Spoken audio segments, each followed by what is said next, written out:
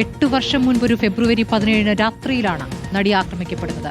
ആ രാത്രിയിൽ സംഭവിച്ചത് എന്താണ്? കൊച്ചിയിൽ നിന്നും സജോ ദേവസി തയ്യാറാക്കിയ റിപ്പോർട്ടുകൾ.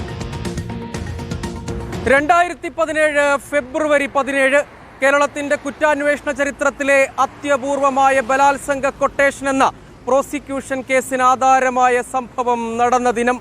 യുവനടി ഓടുന്ന കാറിൽ ആക്രമിക്കപ്പെട്ട ദിനം.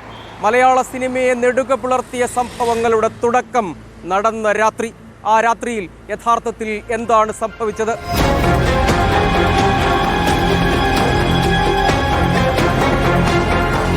തൃശൂരിൽ നിന്ന് കൊച്ചിയിലെ ഡബ്ബിംഗ് സ്റ്റുഡിയോയിലേക്കാണ് നടി പുറപ്പെട്ടത്. എന്നാൽ വഴിയിൽ തന്നെ കാത്ത് അക്രമി സംഘം നിൽക്കുന്നുണ്ടെന്നതിനെ കുറിച്ച് ഒരു സൂചനയും നടിക്കുണ്ടായിരുന്നില്ല. എന്നാൽ നടി സഞ്ചരിച്ചിരുന്ന കാർ ഓടിച്ചിരുന്ന മാർട്ടിൻ ആന്റണിക്ക് എല്ലാം അറിയാമായിരുന്നു. മാർട്ടിൻ ആന്റണിയുടെ സിഗ്നൽ കാത്ത് പൾസർ സുനിയുടെ നേതൃത്വത്തിലുള്ള സംഘം അങ്കമാലിക്കടുത്ത് ട്രാവലറിൽ കാത്തുനിന്നു. സിഗ്നൽ ലഭിച്ചതോടെ കാറിനെ പിന്തുടർന്നു. പിന്നീട് നെടുമ്പാശ്ശേരി വിമാനത്താവളത്തിനടുത്ത് അത്താണിയിൽ ഇവിടെ നടി സഞ്ചരിച്ച കാറും ട്രാവലറും തമ്മിൽ കൂട്ടിയിടിക്കുന്നു. പിന്നീട് ഈ വാഹനത്തിൽ വെച്ചാണ് ആ നീചകൃത്യം അരങ്ങേറിയത്.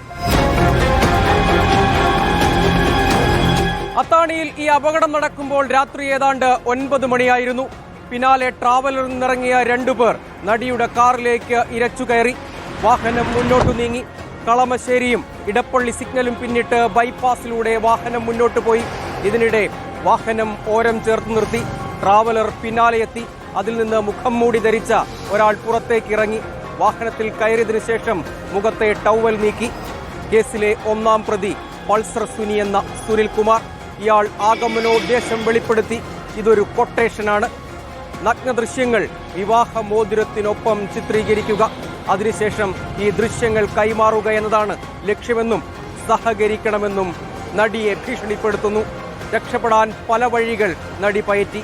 ഒന്നിനും ഈ സംഘവും സുനിൽകുമാറും വഴങ്ങിയില്ല. പൾസർ സുനി നടിയെ ഭീഷണിപ്പെടുത്തി നഗ്നദൃശ്യങ്ങൾ ചിത്രീകരിക്കുന്നു. തുടർന്ന് ലൈംഗികമായി ഉപദ്രവിക്കുന്നു. അതിനുശേഷം വാഹനത്തിന് പുറത്തു പോകുന്നു. ഡ്രൈവർ റോഡിലേക്ക് മാർട്ടിൻ ആന്റണി തിരികെ എത്തുന്നു. ഈ ഘട്ടത്തിൽ വാഹനം പടമുകൾ ഭാഗത്തായിരുന്നു ഉണ്ടായിരുന്നത്. തൊട്ടടുത്തുള്ള നടൻ ലാലിന്റെ വീട്ടിലേക്ക് നടിയെ എത്തിച്ചത് മാർട്ടിൻ ആന്റണി. നടി ലാലിനോടും ഭാര്യയോടും നടന്ന സംഭവങ്ങൾ കരഞ്ഞുകൊണ്ട് പറയുന്നു. നടൻ ലാൽ നിർമ്മാതാവ് ആന്റോ ജോസഫിനെ വിളിക്കുന്നു. തൊട്ടുപിന്നാലെ ആന്റോ ജോസഫും MLA ആയിരുന്ന PT തോമസും സ്ഥലത്തെത്തുന്നു. പോലീസിൽ വിവരമറിയിക്കുന്നു. രക്ഷപ്പെടാൻ ശ്രമിച്ച മാർട്ടിൻ ആന്റണിയെ ചോദ്യം ചെയ്യുന്നു. പിന്നീടാണ് നീചമായ ഈ അക്രമം പുറം ലോകമറിയുന്നത്.